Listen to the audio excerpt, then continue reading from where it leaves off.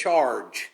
Unfortunately, nobody agreed with him, and he was not in charge. And so, at least until President Reagan was able to come back, then Bush took over as acting. I don't even know if he wasn't president for that time. He was acting president on behalf of, or something like that. Anyway, he never took the oath of office. He was just acting on behalf of. But Psalm 2 can be divided into press conferences. And so I want us to look at some of the folks that kind of have their voice heard and then are shown that they're wrong. Kind of the Al Haig of the Psalms. I want us to read in just little snippets as we go. We're going to read the first 3 verses. This is the opposition party, those who have decided that they do not want to allow God to do what God wants to do. And in particular, they don't like the king that God has chosen to put on the throne. This psalm has a short-range fulfillment, as in God's putting a king on the throne in Israel. It also has a long-term fulfillment, as people did not want Jesus to be their king. They did not want Jesus installed to be king. There is a parable that Jesus tells about a king who goes into a foreign country to receive a kingdom, and there are people back home who are rioting and who are picketing and saying, we don't want him to be our king. And he comes back and burns their city down because they were unwilling to accept his authority. So kind of put that in the back of your mind. Verses 1 through 3. Why do the nations conspire? The King James has, why do the nations rage and the people plot in vain? The kings of the earth rise up, and the rulers band together against the Lord and against his anointed, saying, let us break their chains and throw off their shackles. The group that is in question here are the Goyim. That's a Hebrew word for the ones that aren't us. If you're not part of those who are following God, then you are part of the opposition. And the opposition party just simply says, we're not having it, we don't want him. For a lot of our history in the United States, people might not have agreed with Christianity, but they were much less virulent in the way that they spoke it. These days, you can find people who will very vocally speak out against God, will speak out against Christ, will speak out against the church. I've heard a few speeches in which religion itself was the bad guys. If we could just get rid of all religion, then life would be a lot better. Another guy that got shot by a lunatic, John Lennon, wrote the song, Imagine There's No Heaven. It's easy if you try. No hell below us, above us, only sky. So have always been people who just don't like the idea of there being a God. And the main reason is, if there is a God, then you have to answer to him. If there is an authority higher than mankind, then it's not just the biggest guy wins or the one with the most money wins. There's something above all of that. And so the psalmist writes, well, why do the nations conspire? Why do they try to throw off God and his authority? Why do they say, let us break the bands asunder and keep him from having authority over us? It's going to happen one way or the other. Okay, the second individual to speak at the press conference is the ultimate authority, beginning in verse 4. The one enthroned in heaven laughs. The Lord scoffs at them. He rebukes them in his anger and terrifies them in his wrath, saying, I have installed my king on Zion, my holy mountain.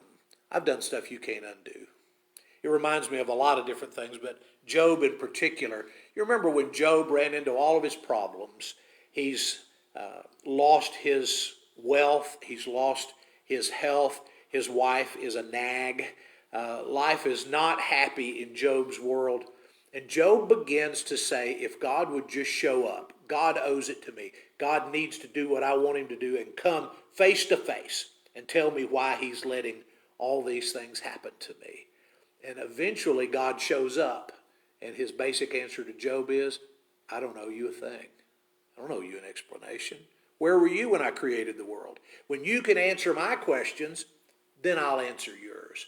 So the king in heaven looks at these enemies of Israel. He looks at these enemies of his authority, and he says, I've already done what I'm going to do, and you can't do anything about it. There's nothing you can do to change the reality. I have installed my king. I've already done it.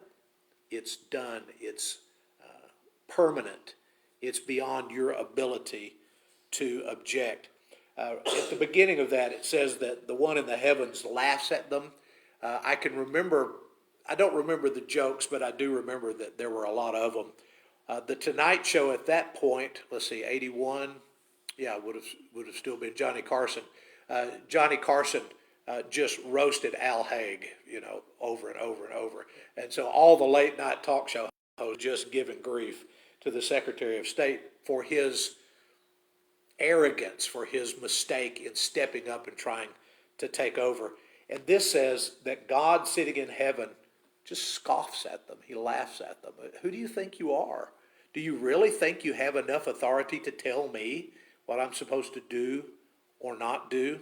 And again, in the short range, I have set my king upon the holy hill of Zion. He installed a king, maybe King David, maybe King Solomon, maybe another one of those kings of Israel.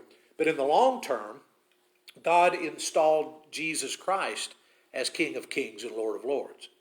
And there's nothing anybody can do about that. It is as it is. You can decide that you want to accept him as king, or you can deny him as king, but you don't get to decide whether he is king. That's already decided. God took care of that long before any of us ever had the right to make a decision about him one way or the other. So the ultimate authority says, I've done it, and you can't undo it. Right? The third group to speak at the press conference is the king himself. So the one who's been installed on the holy hill of Zion. Beginning in verse 7. I will proclaim the Lord's decree. He said to me, you are my son.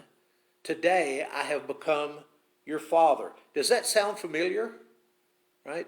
It's quoted again in the New Testament, talking about Messiah having been installed. He is the one true eternal Son of God, the one that predates all of us in being raised from the dead, and the one that proves that we can be raised from the dead and be true sons of God. He says, ask me, and I will make the nations your inheritance, the ends of the earth your possession. You will break them with a rod of iron. You will dash them to pieces like pottery. When you think of Jesus as King of Kings and Lord of Lords, do you think of him as a benevolent sweetheart of a ruler? I do. I think of him as the one full of grace and mercy, and he brought peace. But if you are opposed to him, if you fight against him, if you say to God, I will not accept the authority of your Son, how much power does the Son of God wield? And do you want to get in the way? If he's angry, if he comes at you with his power, would you ever want to be in the way of that? You will break them with a rod of iron. You will dash them to pieces like pottery. When he says, I'll make the nations your inheritance, does that sound familiar at all? Think about when Jesus has just been baptized. He goes into the desert. And one of the temptations is, oh, well, you're really hungry. Why don't you turn the stones into bread? Well, man does not live by bread alone. Well, what about, I'll take you up on top of the temple, and you can jump off of the temple, and the angels will come and catch you because they won't let you dash your foot against a stone. And Jesus says, you can't tempt the Lord your God. What's the third one? Takes him up on a high mountain, shows him all the nations of the earth, and he says, all of these things I will give you if you bow down to me. And Jesus says, you must serve the Lord your God, and him only will you serve. So the king, or the deity, the God, the ultimate ruler says to the king, I will make the nations your inheritance. I'll make the earth your possession. I'll give it all to you. So he tells Jesus the same thing that Satan tells Jesus, except the Father can truly deliver and does. Unfortunately for Jesus, and fortunately for us, his road to that inheritance goes through the cross. Right? Satan was offering him that shortcut, that, well, you don't have to really go to the cross. You don't really have to be abused and embarrassed. I can just make you king now. But Jesus knew that it was for us that he was paying that price. But having been sent to the cross, he was then raised to have the name that is above every name. And then finally we get a commentary. You know how when the news anchors go around and they get everybody's comment, well, then they've got to sum it up. So at the end of this news conference, we get the voice of the narrator, the one who wants to kind of tell us what we should do with the information that we've just received. So starting in verse 10, he says, "So, you kings, be wise. Be warned, you rulers of the earth. Serve the Lord with fear. Celebrate his rule with trembling. Kiss his son," I think the King James says kiss the son, "or he will be angry, and your way will lead to your destruction. His wrath can flare up in a moment. Blessed are all those who take refuge in him." There's three words that I think are really neat in that. He says you should serve him. Right? That seems obvious. He's the King of Kings. God has installed him on his holy hill of Zion. You should celebrate him. Not just accept that he is and you can't do anything about it, but celebrate him. Be excited about his kingdom. Be part of his kingdom. There are folks all over the world who live in regimes where they're oppressed and life is horrible and they just get by. But in God's kingdom, where we're given grace and mercy and life in the Son, he says, don't just serve him, but celebrate him. Be excited about the fact that he is your God and that Christ has been installed as your king. And then he says, and kiss the Son, lest he become angry. What does that mean? In our society, kisses are a little different than in their society. Kisses were a sign of honor. Kisses were a sign of obeisance. If you went into a ruler, you were to give them a kiss. Sometimes a kiss on the hand, maybe a ring, a signet ring, you would kiss the ring. I guess we think about maybe the mob when we think about kissing the ring, but there were folks who were in power, and to kiss them was to say, I'm obedient to you. It wasn't necessarily a sign of affection as much as it was a sign of servitude. I kiss you because you are in charge. Right? Now for us, kissing the Son sounds good. Would you love to be able to be physically present with the Son of God? To actually hug his neck? To actually be one-on-one right there with Jesus? How long would it take for you to let him go? Right? What's a socially acceptable length for a hug? If it's guys, it's 3 pats and out. Right? You hug 1, 2, 3, and we're gone. But if you had a chance to hug the Son of God, if you were like John or Peter, there were days that they hadn't been together in a day or two. It was the custom of their time and place that you kissed one on this side, one on this side. What would it be like to physically be in that presence? The narrator says, kiss the Son.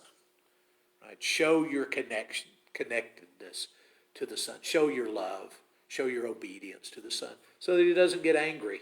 You don't want him to be angry with you. You want to live in his peace and in his grace. So it's a neat little passage about the ridiculousness of trying to say to God, we don't want you, we don't want your king, we don't want your rule, we're going to do what we want to do. We live in the midst of a people that have decided that they can do that. And we need to call them to repentance, we need to call them to sanity, and hope that at least some of them will begin to listen to the voice of God, to the offer of salvation in his Son. But whether they do or not, we need to continue with our celebration of the Son and with our obedience to the rule of God through him. Any questions or thoughts on Psalm 2? Okay. If there's some way we can help you by way of a public response, we'd love to do that as we sing.